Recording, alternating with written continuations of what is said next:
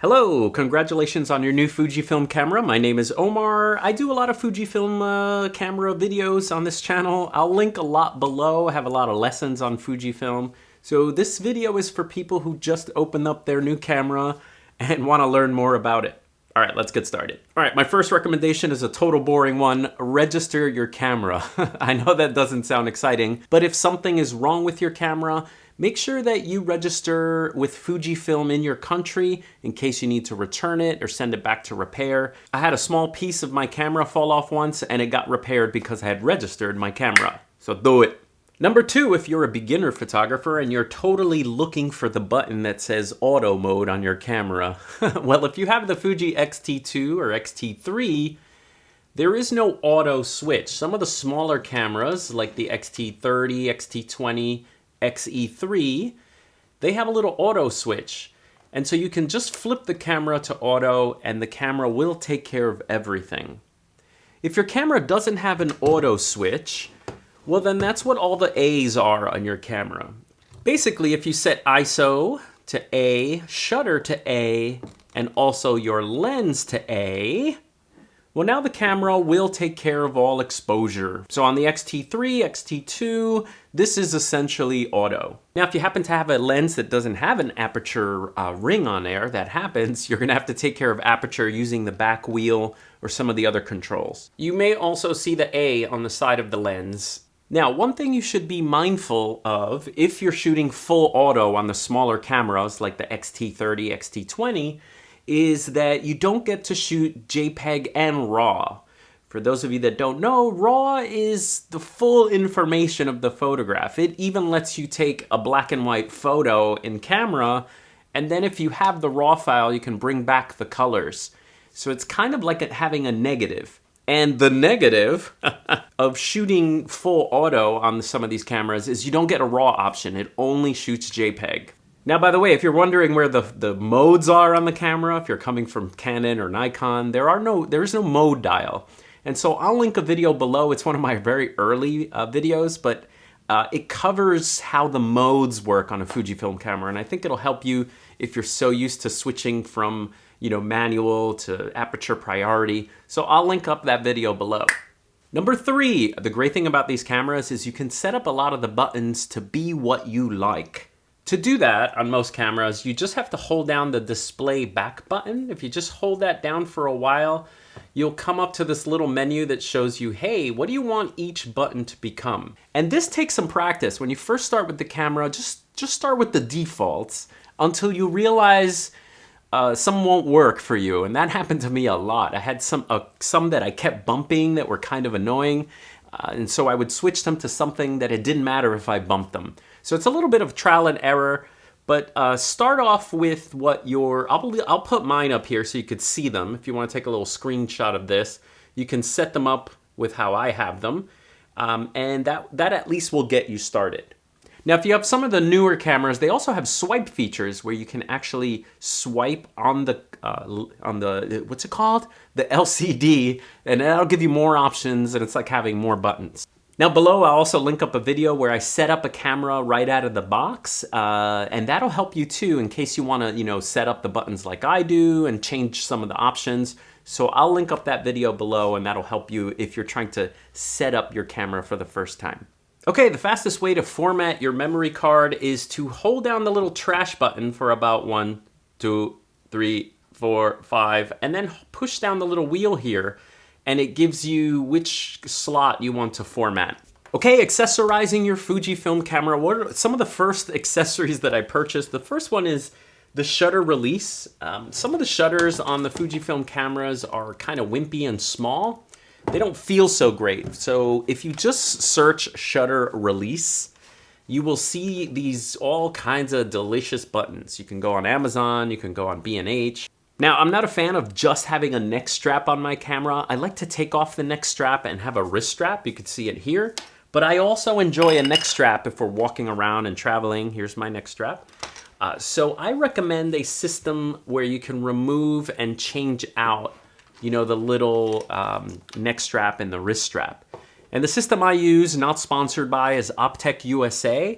I just like that they can quickly click on, You can also take this tiny, like this tiny strap here, and you can also, click it with a connector and get a bigger strap. They actually sell tougher, larger wrist straps if that's more comfortable.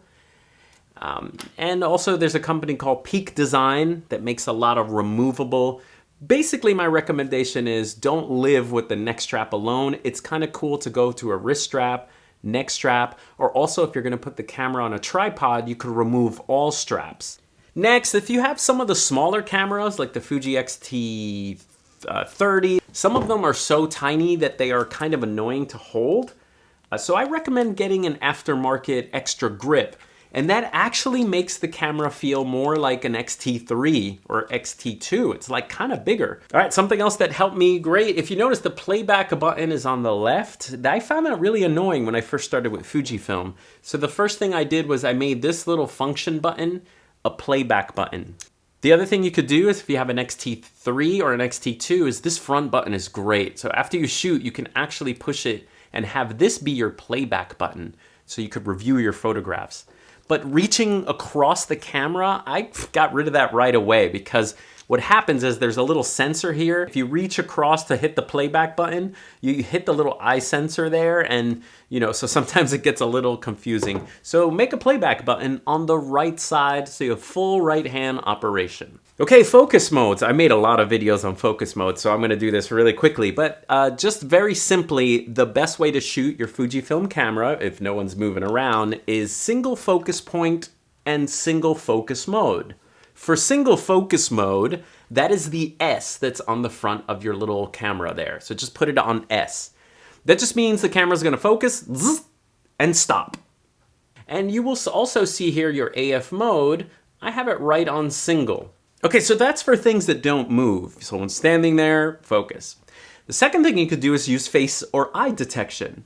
You can actually set up your camera to have face or eye detection. So if you're photographing people, your camera will find an eye or a face and bam. Now, if things are moving towards the camera or away from the camera, then switch to C for continuous focus and switch your camera to a zone like this. Just go to the zone one. And that makes like a little box. And by the way, you can change the size of your zone. And so if you're shooting sports or anyone moving or a dog running towards you, go to zone and continuous. But for most generally shooting, that didn't make any sense. For most general shooting, stick to single focus mode and a single point. Okay, batteries. You're gonna need about 3 if you're traveling. One will get you through about 300 shots, 250 to 300 shots, and you should get used to kind of switching your camera off if you're walking around and traveling. Just walk around, switch the camera off, and that will save a lot of battery. But I feel that when I'm traveling, I go through 2-ish plus the last one, especially if I'm doing a lot of video. So buy yourself some batteries, and batteries at first can be very expensive. So you can get like the Wasabi ones and the aftermarket ones. I have some from 2017 that are still working okay. So you could start with aftermarket ones and eventually build up your Fujifilm ones. I would say try to use those aftermarket ones as your backup and always have as many Fujifilm ones as you can. All right, post-processing your images in Lightroom may be a little bit of a problem when you first start. It turns out Lightroom is not the best with Fujifilm files. Now, this kind of depends on how much of a stickler you are with pixel peeping and stuff, but you get the most detail from your Fujifilm files. Number one, if you use other programs. Number one, the most popular is Capture One. They do have a free Fujifilm you can download. And 2, if you're on a budget, I highly recommend Luminar. Luminar it's like $60 and you don't have to like keep upgrading and there's no subscription, but it deals with Fujifilm files incredibly. The other thing you can do is there's something called Iridian Developer. It's kind of like a program that takes your Fujifilm files and converts them so they look nice in Lightroom. That's another option you can have, but just know that Lightroom isn't the best for your Fujifilm files. Okay, next tip is customize your JPEGs to look the way you want them. When I first started with Fujifilm, I actually didn't like the photos. I felt that they were too contrasty or there was too much black in them. And I like to kind of lift my shadows a little bit in my photographs. And so at first, for the first few weeks, all my photographs have kind of like a crunchy, grungy look.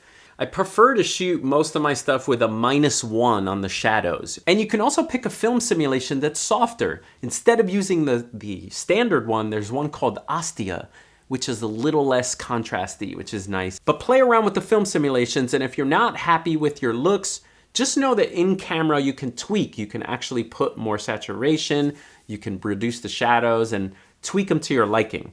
And then my next hint to bounce off that is start saving your looks.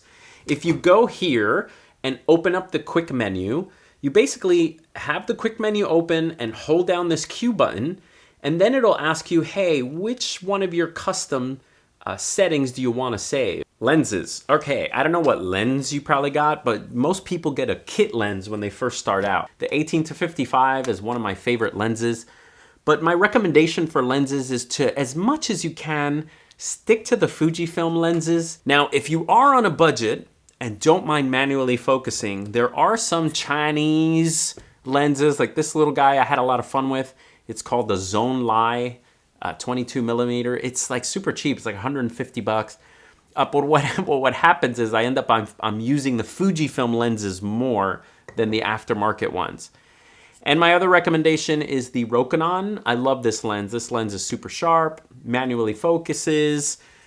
And so if you are going aftermarket, I recommend the Rokinon Samyang lenses. But for the most part, if you can build up your Fujifilm lens collection, it's probably better to go that way. Now, people always ask me what lenses to get first. Well, that depends on how you shoot. I would totally rock out the kit lens as much as you can, and then try to get yourself a prime. And my recommendations for price to quality, the 35mm f2 is always my first recommendation, unless you want something wider. And then I would go with the 23mm f2, or the 16mm 1.4, which is a little wide for me. But it's a beautiful lens and fantastic. So lenses are a very personal decision, and it depends how you shoot. You may be doing bird photography. Why the heck would you get a 23mm? Maybe the bird is next to you. Okay, and my last tip is you may want to turn touch off. I found that I was loving touch on my Fujifilm X-T20 until I kept finding my focus point was always to the right. It just never was in the center. And the reason was because my thumb or my palm would just touch the screen, and it just kept moving that focus point all over the place. So those of you with the smaller cameras that are always bumping the screen, don't be afraid to turn touch off. All right, and the last hint is to check the comments below. We actually have some awesome people in this community that love to help, that will, and guys, those of you that have been here a while, let people know your top Fujifilm tip. And then if you're new to the system, ask a question below. We have awesome people that are here to help you. And if I can't get to your question, I'm so sorry. There's just so many that come in, but hopefully this video helps you a little bit. Try to subscribe, hit the little bell, all that stuff that people beg for on, YouTube videos. All right, I'll see you guys next time.